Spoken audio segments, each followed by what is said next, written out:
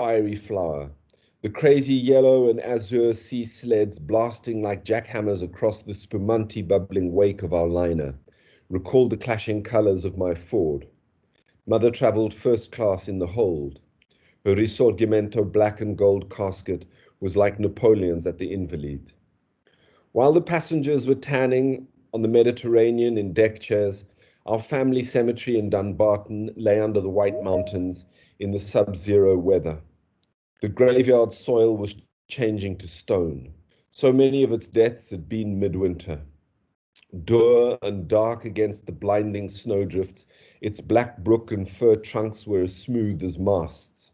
A fence of iron spear hafts black-bordered its mostly colonial grave slates. The only unhistoric soul to come here was father, now buried beneath his recent, unweathered, pink-veined slice of marble. Even the Latin of his Lowell motto, Occasianum cognosce, seemed too businesslike and pushing here, where the burning cold illuminated the hewn inscriptions of mother's relatives. 20 or 30 Winslows and Starks.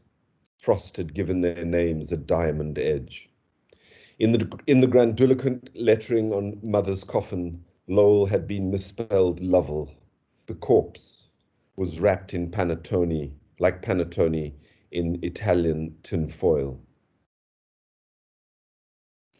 So, as I suggested, we have the extraordinarily grimly realistic quotidian experience of Robert Lowell, called over to Italy on the occasion of his mother's death while she was touring there in 1954, sailing home with the body, okay, in order to inter it finally in the family graveyard in the patrician northwest of the United States, whatever. Among her relatives, she was a Winslow, whatever.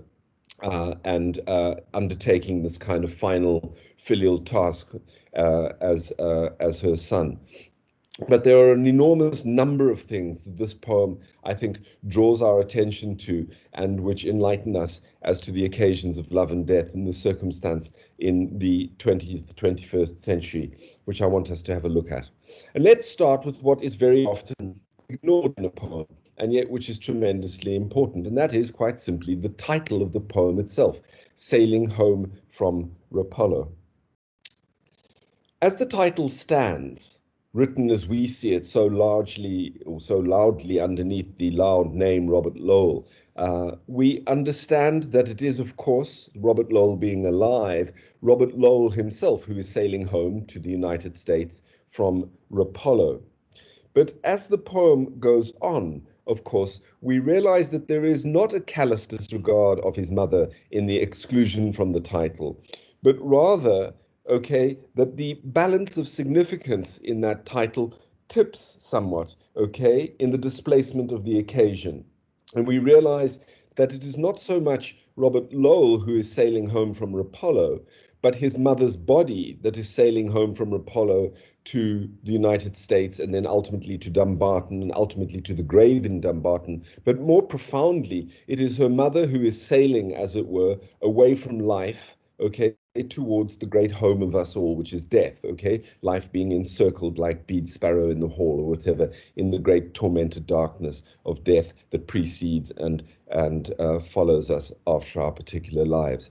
So that particular title, which seems so callously, okay, so kind of masculinely, egotistically to exclude the mother or whatever, as we read the poem, I'm arguing tips in its balance away from signifying Lowell's active and vivacious being alive, the vivacity of his, in fact, being the person who's doing the sailing back to the United States, towards a more metaphorical or figurative significance in which it's talking about his mother's return, okay, back to the darkness from whence she comes, okay, back to the darkness from which we all came and all go to.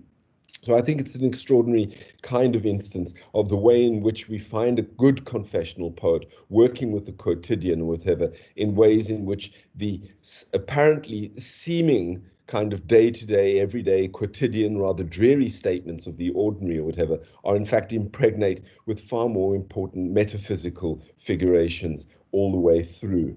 And I think that that is what this poem does so often as we move through it.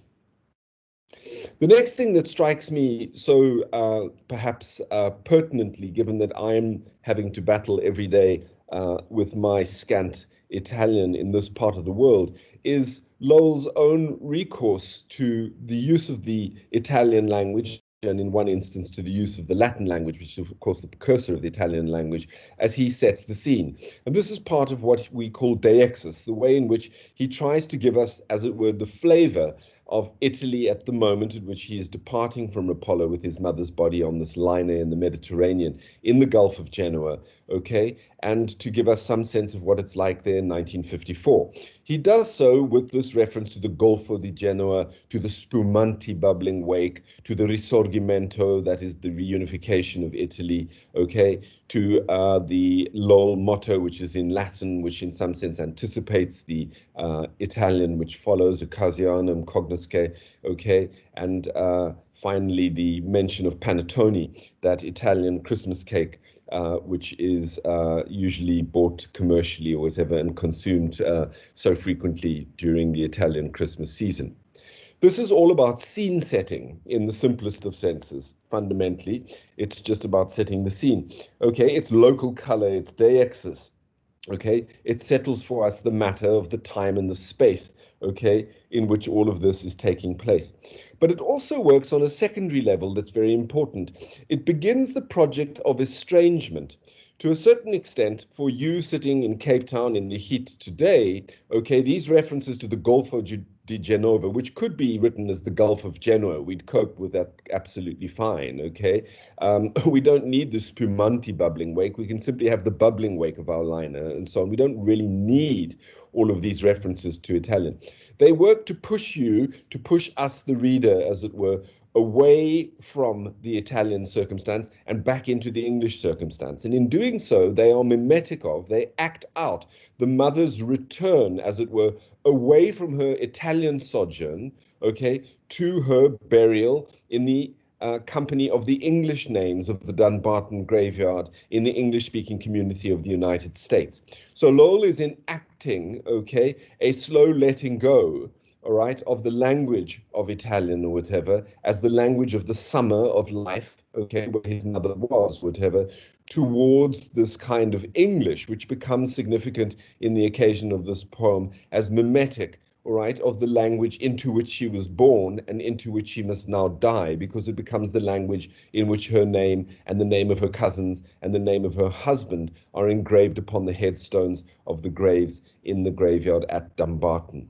So there's a secondary kind of subtle function, okay, that exceeds the ordinary deictic function of this to the circumstance that we have at hand.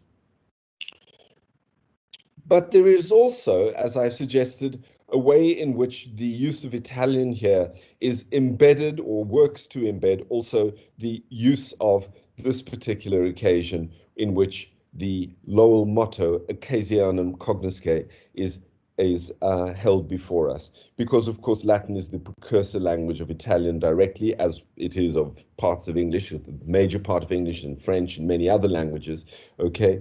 But this is the language fundamentally also of the old church, okay, the Catholic Church in a certain sense. And this elevation or this foregrounding of the Italian or whatever works, I'm suggesting, or whatever, to suggest something perhaps vaguely liturgical, okay, or nostalgically liturgical about the way in which the mother might be being returned or whatever to the words or whatever of her interment, even if they should come in Protestant English. What is mentioned here ultimately are ciphers of the Italian moment of the 1950s and ultimately a little bit later the 1960s, that moment which Fellini called for us La Dolce Vita. This is the sweet life. And I want us to bear that very much in mind, because this conjuring of spumante and panettone and so on and so forth, the culture, the material commodities, the Golfo di Genova, whatever, the exoticism of these things conjure up for us an Italian as the playground of the sweet life, okay, of the post-war world or whatever, in which America is so dominant and so able to come as the kind of victors of the Second World War to enjoy a kind of regenerated Europe. We should remember, and this is a strange statistic that people forget, and it's not true any longer, but there was a moment in the 1960s when Italy became, in fact, the fourth largest economy in the world. Okay, it had the fourth largest GDP in the entire world. It became an extraordinarily prosperous country. And this despite the fact that when South African soldiers arrived in Italy in 1944, whatever, during the campaign to liberate Italy from the German occupation during the Second World War, South Africans, white South Africans, and indeed black South African auxiliaries were absolutely shocked at the levels of poverty they found among a European and essentially white community in this part of the world. In the period between 1944 and say about 1964 to 68, okay, during which this poem is particularly happening, Italy is on the up and the rise. And as a side note, I might mention it that it has to do a great deal to do with the fact that Italy slashed its military budget to 0.5% of its GDP, something many countries might think of doing if they wish to prosper, indeed, as Italy did in the 1960s. So we've got this tremendous conjuring of these ciphers of Italian Dolce Vita, spumante, panettone, the Golfo di Genova, Italy as a recreation ground, okay? But underneath it all, okay, is lurking the implication of that Latin motto, just as Latin underwrites and underlies the Italian language itself. Occasionum cognosce, okay? Note, take cognizance of the occasion, know the opportunity, take the right opportunity, pay attention to the circumstance. These are more or less what it means. It reminds Lowell, and it reminds us, the reader, that this is not a tourist cruise ultimately, but the repatriation of a body, okay? Or one step further, okay, to think back to Bede's Sparrow, okay, living the La Dolce Vita in the light of that lit hall of the Anglo-Saxon moment, wherever, while the dark torment of death surrounds and precedes and follows it afterwards, or whatever. That life itself is in a sense, and I think this poem sets it forth very profoundly, that life itself is in a sense like a tourist cruise, okay? It is a moment in which we are ourselves passengers, tanning on the Mediterranean in deck chairs, okay?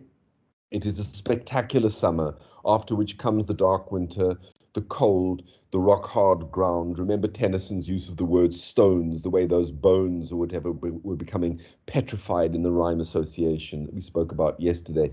And remember, as I've been suggesting all along, above all, Bede's Sparrow, moving out of darkness into La Dolce Vita, okay, that beautiful lit Anglo-Saxon hall, and then back out into the darkness, okay, back out into the hold, okay. Know the occasion, occasionum cognosce, know the occasion for the sparrow, okay, becomes for us, okay, as the readers of this poem, an ominous and a moral injunction, okay, and everything that is quotidian and spumante-like and panettone-like about the kind of references to Italian life, okay, this marvelous summer of the European sort of post-war Renaissance or whatever that the American is so able to kind of consume with the power of the dollar and so on and so forth, is really becoming only a metaphor for the transient life that we exist in as passengers, as tourists or whatever, in this beautiful Italian summer or whatever, from which we must travel eventually in the hold of a ship or whatever to the dark and cold graveyards of the inevitable future that confronts us all, but consolingly, the inevitable past from which we've all come. I remind us once again, or whatever, because I think Lowell, in summoning the family circumstance in the poem, is doing so. We have all been dead already. We are practiced in this matter, people. And then thirdly, there's the matter of pathos in this poem, which I want to bring to the fore. The extraordinary pathetic aggrandizement of the mother in her black and gold coffin or whatever, conjuring the Risorgimento colors, traveling, as he says, first class, and yet in the hold of the ship, okay? Which ultimately culminates in the bathos, all right? This dramatic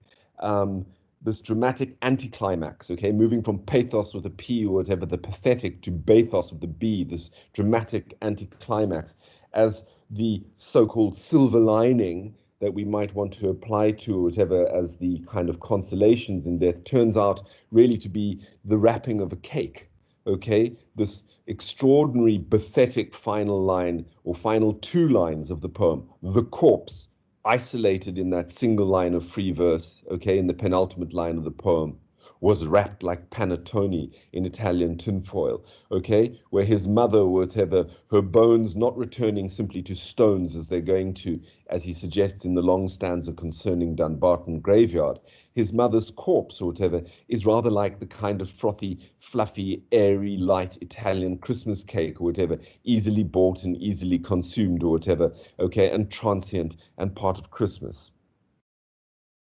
Lowell goes to great lengths to set up this pathetic contrast between the brilliant superficiality of life, particularly of the Italian dolce vita, okay, and the ominous meaninglessness, okay, of that summer, that superficiality set against the hard winter of that Dunbarton graveyard's eternity, the way in which it is rock solid or whatever and permanent there, okay.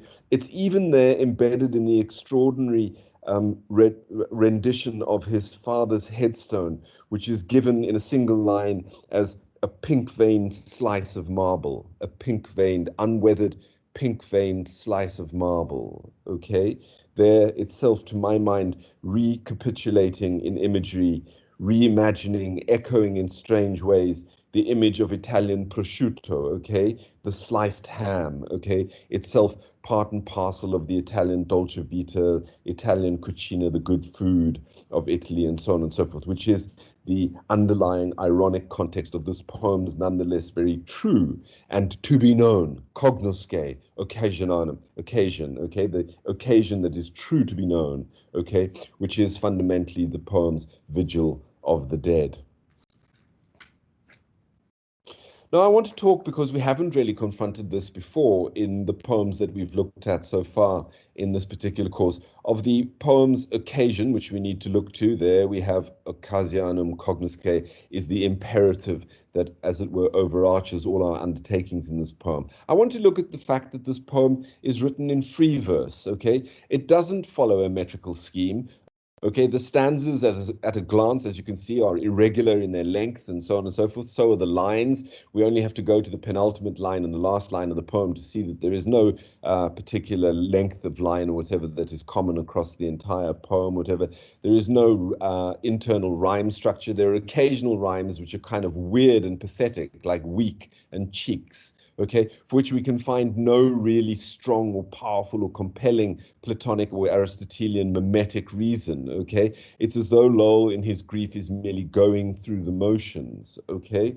And I want to suggest that Lowell is doing this again, okay, or having recourse to this free verse or whatever, for a kind of posture of indifference to which we're going to come back to. He is conjuring through free verse, okay, here the mimesis, the enacting out, okay, of a theme, serving a theme of a kind of psychic unraveling, okay? Just as I suggested that many people in grief go to formal structures in poetry in order to contain and make order, to order the tremendous disorder, the explosive coming apart that comes and happens, okay, when we are exposed to great grief. So too, what actually happens to the individual, of course, is this great unbundling, right? And that kind of unbundling, I think, is something that this free verse serves mimetically throughout this particular poem. Here we have this unbuttoning, this unraveling. Life is the unbuttoned summer, this dubious dolce vita. Not twice, but three times, Robert Lowell concludes the stanzas of his poems with these ellipses, okay, as if he could go on in each of these particular stanzas, as if his mind, okay, as also as if our lives just drift off without finite punctuation into an indeterminate kind of eternity, okay, as if our lives, like these sentences, have their meanings unfinished, like unfinished sentences, still full of potential, still full of opportunity, but just somehow petering out, puttering out into the posterity of someone else's drifting thoughts or memories, okay? And in a way, he does this with cliche in this poem too, okay? Look at this extraordinarily unpoetic particular line, a line I would criticize vigorously, okay, were to occur in any undergraduate poem brought to me for my particular comments. Your nurse could only speak Italian, nice and prosaic, but after 20 minutes I could imagine your final week. Okay, fair enough. And tears ran down my cheeks. That, dears, is a terrible cliche, okay? That is the worst kind of writing that we find. What do tears do? Okay, they run down cheeks. It is as inevitable, okay, as the tired kind of imagery, the tired idiomatic English that we often speak. But of course, that is the way that people in grief think, okay? We don't think particularly originally, all right, when our entire emotional and cognitive, as it were, capabilities are preoccupied by the tremendous shock of grief, all right? We tend to have recourse to these rather cliched kinds of expressions, right? We tend to say silly things like, at least he's out of pain now, or and so on and so forth. What Robert Lowell is doing with recourse here to the cliche and tears ran down my cheeks, okay, is telling us, right, that in a sense he was at a loss for the kind of words that one would expect of a brilliant and visionary poet or whatever. He was, in other words, in that particular instance, whatever, confronting his mother's final week and the fact of her death, suddenly like everybody else, okay, falling back only on the English of the expression that is the common idiom of all of us, or whatever, when we find ourselves at a loss for words and reach out and find there only these kind of commonplace expressions, whatever, which stand in, okay, for the actuality or the specificity or the individuality or the radical individualism of each and every grief, which must be different and yet at the same time, okay, so conspicuously similar to everybody else. So here we have in the free verse and in the cliches this falling apart, a dissolution, a kind of rotting from within of the poem, okay, which of course conjures the beginnings of that particular process begun in the body lying in the hold of the ship, and that's going to be fulfilled in the stone-hard graveyard at Dunbarton or whatever. We have the all of that happening, and yet not, or whatever. We've already seen how in the bathos of the final image, okay, something that is vicious and purposeful, that's almost vengeful, and which, if we know a little bit about Robert Lowell or whatever, also conjures up something to do with the very difficult relationship that he did in fact have with his mother, okay, who loomed very large, was extraordinarily powerful personality and loomed very large over her son's life. He had to fight out from under her, or whatever, in order to become the kind of great poet that he wanted to be. He was, as it were, thought of as letting down the side of this patrician pilgrim father kind of family in the strangeness of his undertakings, his conversion briefly in a manic phase to Roman Catholicism, and so on and so forth. So it was not an easy relationship at all. But I also want to suggest that even when we come to this extraordinary bathos, okay, this isolation in the single line of the corpse, okay, the moment where we are to confront the raw fact of what this poem is really all about. What is sailing home to from Rapallo? Well, there it is, the corpse, okay? Then the bathos was wrapped in Panetone like Italian tinfoil. Well, that Panetone, okay, is an evocation also, as I suggested, or just collaterally, we all know, whatever, of Christmas. It's Christmas cake in Italian culture. And insofar as it's got to do with Christmas, it carries within it also a germ of the signification in the cycles of the Christian year and its celebratory festivals and so on and so forth. It carries within it the germ of salvation in the mystery of the incarnation, which is celebrated at Christmas time. It carries within it the germ of salvation as expressed in the sacramental meal, okay, of the body that is eaten and consumed or whatever in the Christian Mass, the Christian communion, and so on and so forth, the sacramental feast, okay? So these implications are there, all right, but they are obviously in the main vastly obscured by the kind of bathos of tinfoil and Panetone, okay, being correlated with the corpse lying in the hold of the ship. But they are nonetheless fair. They're buried and faint, okay, they may be or whatever, but Robert Lowell has them working there. And it's that which raises or elevates, okay, the kind of sloppy seeming cliche-driven poetry, okay, of this world of the jet skis and speedboats in the Gulf of Genoa, okay, the spumanti bubbles, okay, the Panetone tinfoil, La Dolce Vita, this kind of Mediterranean tourist trip that comes to signify life or whatever, okay, is nonetheless very, very subtly underwritten, okay, by these moments, okay, where Christmas and what it signifies, okay, underwrite the particular nation of the poem, where the Latin, okay, know the occasion, all right, don't forget, okay, know the occasion comes close to being know thyself in the Shakespearean injunction or whatever, all right, which goes all the way back to classical antiquity, okay, and to the Platonic and Aristotelian donation. It is the fundamental undertaking of philosophy itself.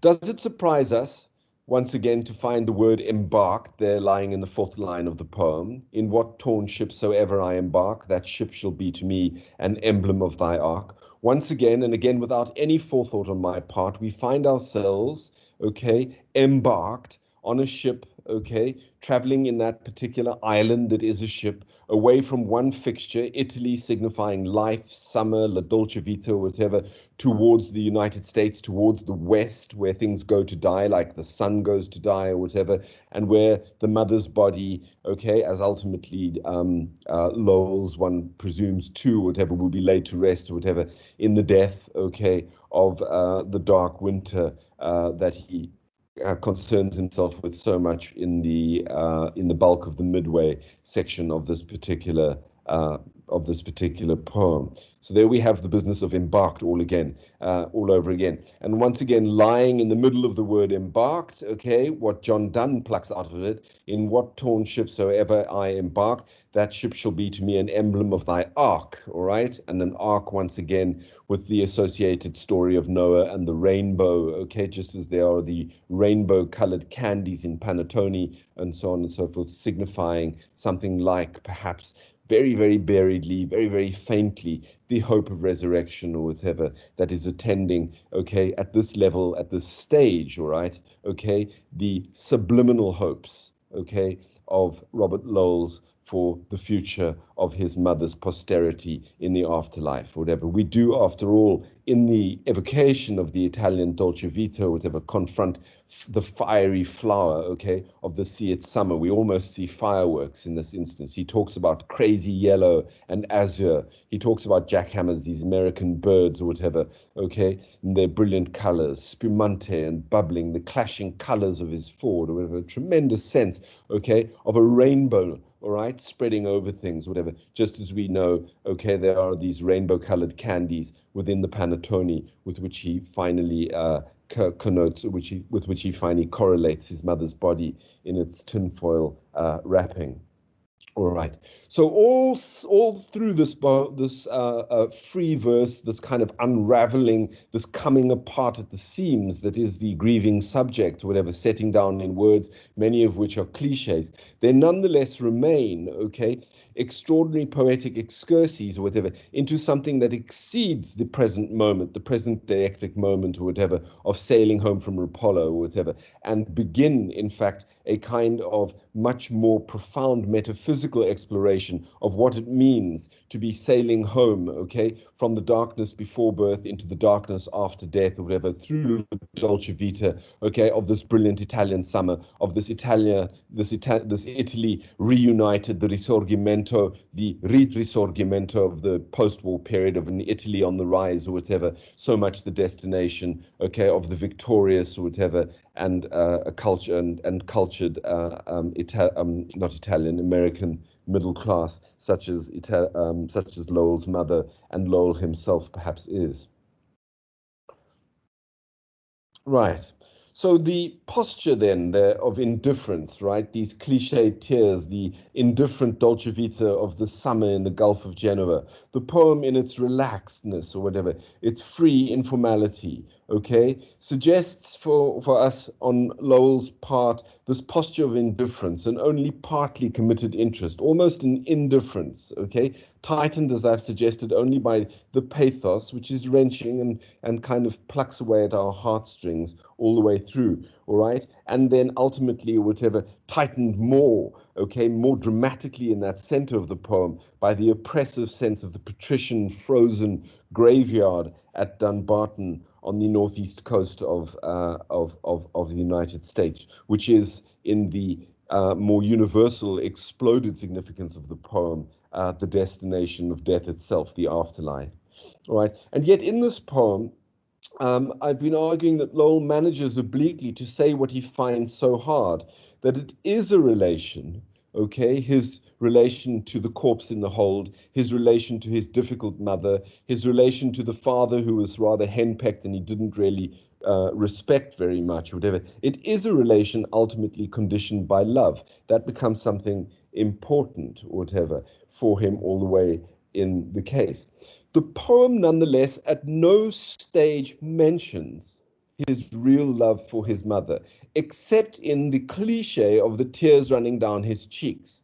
But he seems to imply that those tears run down the cheeks because, as an errant son or whatever, he was really rather remotely unaware and indifferent to, okay, the final week, okay, during which he was not present to his mother's dying. He did not cross over or fly to Europe in order to be with her in any way, okay. He sits there afterwards speaking to her nurse or whatever, and in a cliche, tears run down his cheeks. He embarks from Italy with his mother's body. He's distant. He doesn't say he embarks from Italy with my mother or whatever. That sense of relationality is not there. We don't find it.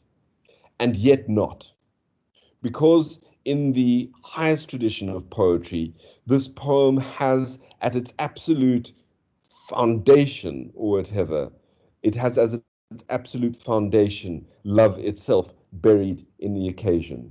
He slips it in the ironic misspelling, okay, of the name of the woman, okay, or her married name itself. Lowell, he said, had been misspelt Lovell. And there in the word Lovell, loud and clear, okay, written not only in italics, but in capitals as well, we find the word love, okay? And it's when he confronts that misspelled name of his own self, but of his mother on the coffin, all right, he's able finally to let our eye drop down a line and confront the fact of the matter, where we see isolated in a line all on its own, the shortest line, as we can see at a glance, of the entire poem, the stark, okay, unmistakable fact of what is really sailing home from Apollo, the corpse with which is associated, okay, this misspelled name, embedded within which is the word that is all important here, love itself. But there is, okay, the serendipity in this instance of another foreign language, okay, this foreign language emerging out of the summer of life, managing to say for him in the misspelling of his name and for us what he can't formally bring himself to say, all right, that love is this kind of nature, love is the characteristic of this vigil that he's keeping in sailing home with her body and so on, and that the body that bore him is what is in fact lying in the hold of this particular ship, okay, and that it is in this particular relation. Importantly here, it is, as in all family relations, a fact that love, okay, as it is a mistake here, okay, in the mistranslation, right, of the Italian undertaker taking Lowell and writing Lovell, okay, it is an important understanding, I think, for us around the concerns of love and death, that so much of love, right, is in fact an accident, just as the word love, okay, is an accident of the misspelling, okay, of the name Lowell in the occasion of the word, the unword Lovell, all right? We are ourselves an accident, all right? Always an accident spoken by the accident of our genetic makeup, the accident of our parents finding each other. We are ourselves not, as it were, of our choosing, okay, brought into a relationship of love within family relationships, but accidentally broken into those circumstances, okay? This kind of love is a kind of genetic mutation carried across from the dead down generations after generations through thousands upon thousands of years, okay, of accidental conjunctions, all right, once again and again brought into the primary condition of love that the child has for the mother, which is where Freud, okay, but common sense as well, tells us we really learn love, as it were, literally at our mother's knee, all right? This is a kind of love in Lowell's poem, in Lowell's way of thinking, whatever, envisaged as a translation of one generation into another. And as such, okay, in Lowell's poem, I'm suggesting it is a deft and powerful and strange image or moment in the poem. Okay, and it lies at its very heart, all right, as are all the implications of this Dolce Vita, and of perhaps we should isolate also this risorgimento, the reunification of Italy, all right? Remember up here he talks about mother traveled first class in the hold, her risorgimento black and gold casket. Let's take out black and gold casket and just talk about her risorgimento, her reunification, okay? The reunification, the reorganization, okay, now becomes the reunification not of Italy, okay, under Garibaldi and Cavour back in the 1860s and so on and so forth, but the reunification under these extraordinary circumstances of sailing on this liner, okay, with the corpse back to the United States from Italy and La Dolce Vita in the Gulf of Genoa, the reunification of the mother and the son, okay, in the, as it were, ostensibly originating love or whatever, that brought into being Robert Lowell, okay, as one presumes the love between the mother and the father, who is also mentioned in the poem, initiate Robert Lowell, but also as in the occasion of the mother and son's first, as it were, bond or whatever, which teaches the child, teaches the human subject, the very first it gets to know of what love is in the world. Okay, and so too, or whatever, we, I think, experience perhaps in the strange image, okay, of the fact that this black and gold casket, this black and gold coffin or whatever, was like Napoleons at the Invalides or whatever. We find therein again this rather pathetic aggrandizement of his mother's coffin or whatever, a kind of faint whisper of Lowell's relational sense of the great significance to himself, okay, of his altogether difficult but nonetheless extremely important mother figure or whatever. She straddles, as it were, his life or whatever, as Napoleon straddles the history of Europe and in this particular instance specifically of Italy or whatever. She is the all-conquering, right? She is, yes, the dictatorial figure in his life or whatever, but she is the great emperor, or in this case, empress of that particular circumstance. And so too we find it, as I've suggested, in the pathos and bathos of the sacramental Christian feast, the sweetness and color of Panetone at the dead of winter, all right, in this kind of resurrection mythology, whatever, which someone like J.G. Fraser in The Golden Bough brought to the consciousness of modernist writers like Robert Lowell, or whatever, the sense of all religions, including Christianity, being essentially fertility cults or whatever. So the panettone that one consumes at Christmas time or whatever, with its embedded candied fruits and so on and so forth, is the ingestion of the coming spring or whatever, and the digestion of that in order to reinvigorate the world or whatever for spring, for the cipher of resurrection in the world. All right, so we have here at the dead of winter, okay, as he focuses the poem, and in this extraordinary truth-telling grammatical, or rather this truth-telling spelling error of her name, okay, the name itself having the affect of love brought to the fore.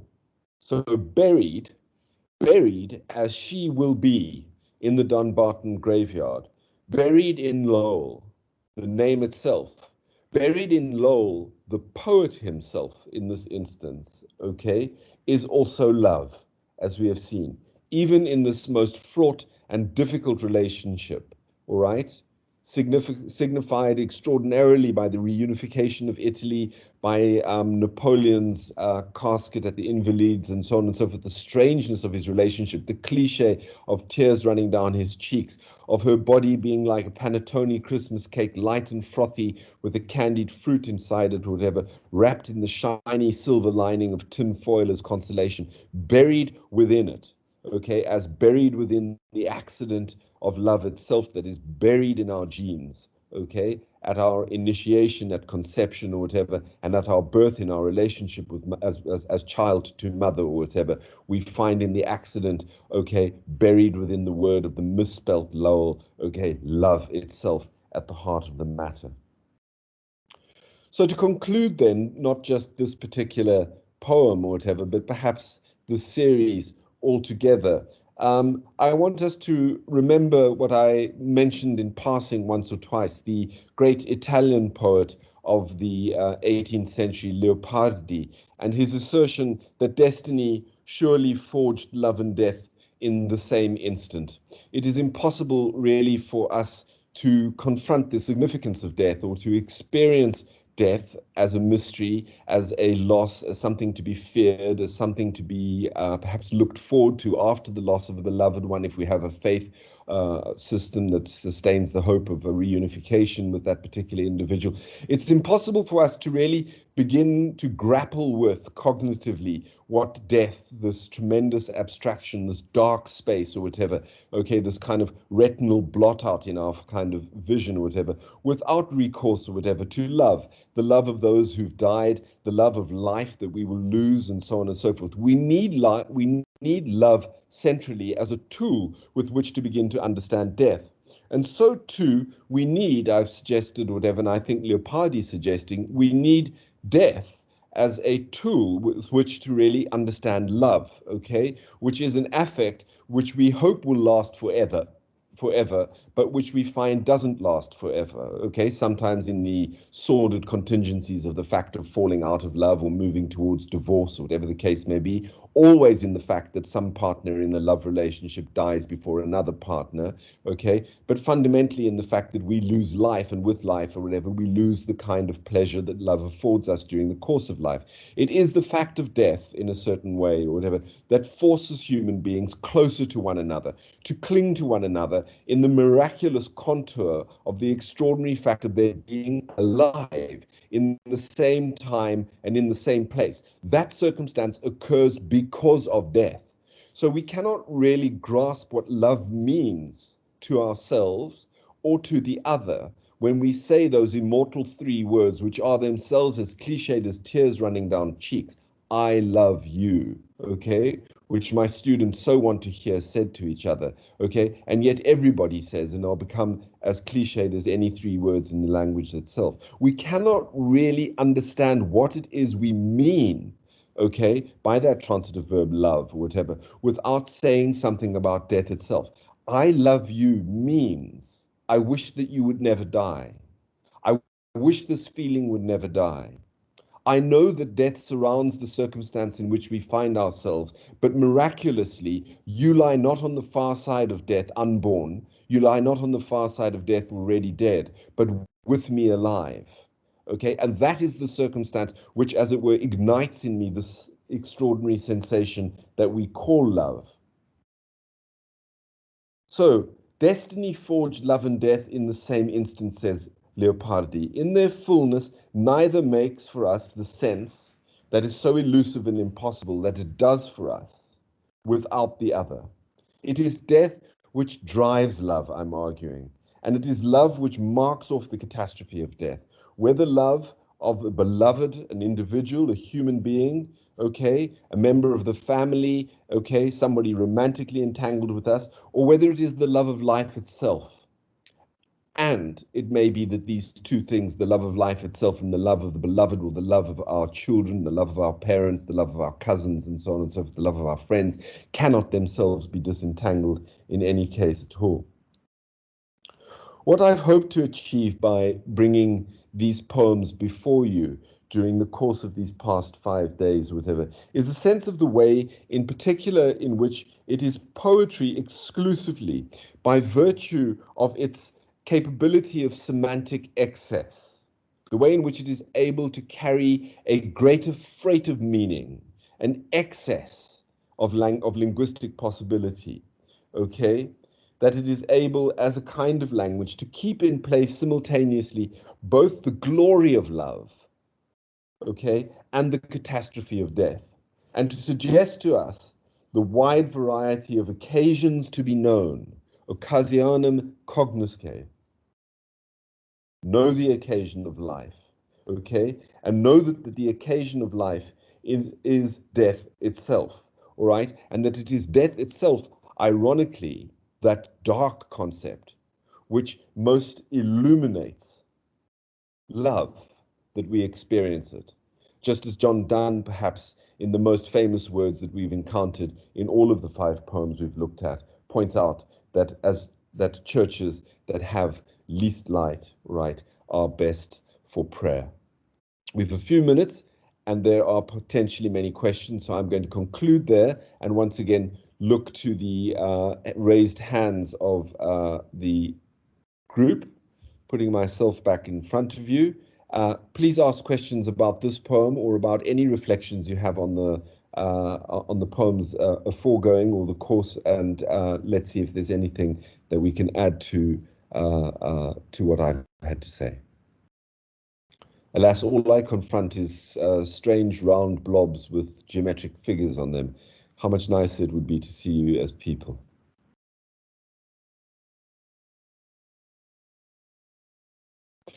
Linda, a hand went up momentarily. It went down as fast as it went up. Linda, it is there. Yes, Linda? yes. Yes. I don't profess to know much about poetry, but in the use of grandiloquent, in the misspelling Yes. of the word level, isn't there a sense of absurdity in the meaning of life? In that, her name, which will be there forever, has been misspelt and in a way robbed of her identity. She's been through this long process of going overseas, and at the end, her name is misspelt. And Yes, exactly. contrasting with the grandiloquent lettering. Yes, and even grandiloquent is a slightly pejorative term. It's not grandeur. Grandiloquent is that which aspires to grandeur. So I think you're absolutely right. There is a pathetic sense to this grandiloquence. I agree with you entirely. I think that Lowell is perhaps holding up in the occasion of this misspelt name yet another kind of dark and ominous memento mori or whatever that has to do, as you suggest, with the insignificance or senselessness of so much of life. But what I think he's also doing is kind of suggesting that once what you call identity, which is such a buzzword at the moment, particularly amongst my undergraduates, once identity is lost, once one is no longer Peter Anderson, as it were, what remains is love and the consequences of love, one's genetic posterity, for example, or whatever, or the memories that people hold of one, or whatever, or the poems that one has written in the case of Robert Lowell that are still being read across a Microsoft Teams platform from nearabouts Rapallo in Italy or whatever to all the way down to Cape Town on the South Peninsula and Southern Peninsula of the continent of Africa or whatever. So there is this kind of falling back away from the personality, okay, of our corporeal existence in time and space or whatever, back to a primary condition, okay, which is that which brought us into being in the very first instance, ideally, and that is love itself, okay? And there's not simply the fact of the love between two partners at the moment of conception, which may or may not be the case, many cases ain't there or whatever, but there is implicit in that a kind of religious mystery or whatever, that it is in a certain sense, love or God's love, as the doxology or whatever goes, with doctrine goes, whatever, which brings us to the pitch of incarnation or whatever, so that we may experience la dolce vita, the sweet life, okay, before we recur, as it were, to those churches that are best for prayer because least light, or whatever, to the great darkness that precedes us and is our posterity. But I think that's a lovely and absolutely accurate point indeed. Mary Grace. Yes, what I was thinking about relates a little bit to what Linda said about identity. And I think if you see sailing home in the context of death, where that one place where that takes you is to Robert Louis Stevenson's epitaph for himself, where he says, "Here he lies where he longed to be. Home is the sailor, home from the sea." And what Yeah. I think about when I read that is Stevenson was just full of agency. I mean, he's dead, but he's saying, bury me here, which I see is in Samoa, where I want to be, and then write what I want to have written on my tombstone. And, in contrast to Lowell's mother, who there's nothing about what she wants. She went to Italy, but, then she has to come back and be buried in this graveyard with all of her patrician ancestors and her husband's who's portrayed as kind of an upstart, even though he's a Lowell. So it's a very different kind of fate that you have after your death. Yeah. I think that's absolutely right. There is there is something pathetic and pathetic which Lowell is actuating all the way through this story. I think that he felt all along that his mother, in different times and circumstances, could have made a great deal more of herself than being merely a patrician society lady, which is what she simply was. And I think that that's true. The Robert Louis Stevenson home is the sailor home from the sea. This is that's moot. I think that's a marvelous point to raise. And it suggests to me to encourage you all to go online and look at another old English poem called The Seafarer, which is the one which I was quoting several times to make points about alliteration, Ezra Pound's translation. And indeed, Ezra Pound's translation is perhaps the best version in modern English to have a look at. But The Seafarer is really the kind of poem in the Anglo-Saxon tradition of the individual who is embarked upon a ship or whatever, which represents the containment of life or whatever, the safety and security that he depends on to remain alive, while around him lies the kind of great stormy unknown and so on and so forth. But the seafarer, like Robert Louis Stevenson or whatever, also has one eye on the fact that he cannot quite leave the sea. There is always adventure in the world going forward, and it's very much like J.M. Barrie, the author of Peter Pan or whatever, addressing death and saying death is the next great adventure or whatever. I think that there is within that a particularly English sensibility or whatever, and it's one framed again and again around islands and ships or whatever, and the sea, and what torn ship soever I embark, that ship shall be to me an emblem of thy ark. It's the adventure on what Ararat will I founder or whatever, what will I discover when I get to the far end of the deluge, the deluge or whatever, and discover what posterity holds for us in the afterlife. Indeed, that's a lovely point.